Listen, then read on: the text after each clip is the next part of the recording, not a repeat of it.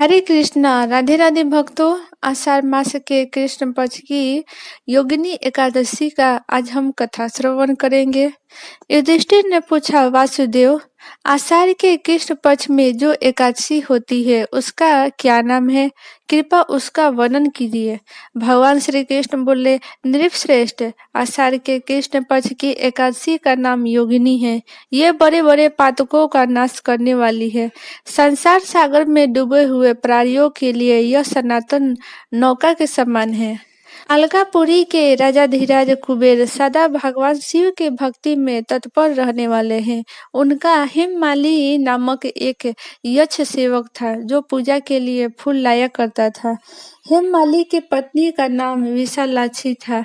वह यक्ष कामपाश में आबद्ध होकर सदा ही अपनी पत्नी में आसक्त रहता था। एक दिन हेममाली मानसरोवर से फूल लाकर अपने घर में ही ठहर गया और पत्नी के प्रेम पास में खोया रह गया। अतः कुबेर के भवन न जा सका। इधर कुबेर मंदिर में बैठकर शिव भगवान का पूजन कर रहे थे। उन्होंने दोपहर तक फूल आने की प्रतीक्षा की।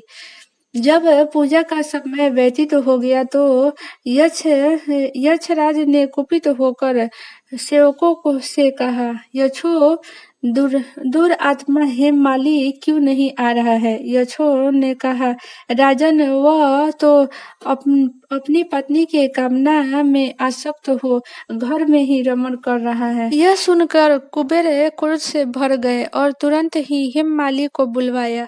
वह आकर कुबेर के सामने खड़ा हो गया। उसे देखकर कुबेर बोले, ओ पापी, अरे दुष्ट, ओ दुराचारी, तूने भगवान की अवहेलना की है। अतः क्रोध से युक्त और अपने उस प्रियतमा से वियुक्त होकर इस स्थान से भ्रष्ट होकर अन्यत्र ही चला जा। कुबेर के ऐसे कहने पर वह उस स्थान से नीचे गिर गया। क्रोध से सारा शरीर पीड़ित था, परंतु शिव पूजा के प्रभाव से उसकी स्मरण शक्ति लुप्त नहीं हुई। तदंतर वह पर्वतों में श्रेष्ठ मेरुगिरी के शिखर पर गया। वहां पर मुनिवर मार्कंडेय जी के उसे दर्शन हुए। पाप कर्मा यक्ष ने मुनि के चरणों में प्रणाम किया। मुनिवर मार्कंडेय जी ने उसे भय से कांपते देख कहा, तुझे क्रोध का रोग कैसे दबा लिया? यक्ष बोला, मुनि, मैं कुबेर का अनुचर हेममाली हूँ। मैं प्रतिदिन मानसरोवर से फूल लाकर शिव पूजा के समय कुबेर को दिया करता था। एक दिन पत्नी सहवास के सुख में फंस जाने के कारण मुझे समय का ज्ञान नहीं रहा। अतः राजा धीराज कुबेर ने कुपित होकर मुझे शाप दे दिया, जिससे मैं क्रोध से आक्रांत होकर अपनी प्रियतमा से बिछुड़ गया। मुनि श्रेष्ठ, संतों का चित्त स्वभावतः परोपकार के लिए रहता है। यह जानकर मुझ अपराधी को कर्तव्य का उपदेश दीजिए। मार्कंडेय जी ने कहा, तुमने यह सच्ची बात कही है, इसलिए मैं तुम्हें कल्याणप्रद व्रत का उपदेश करता हूँ।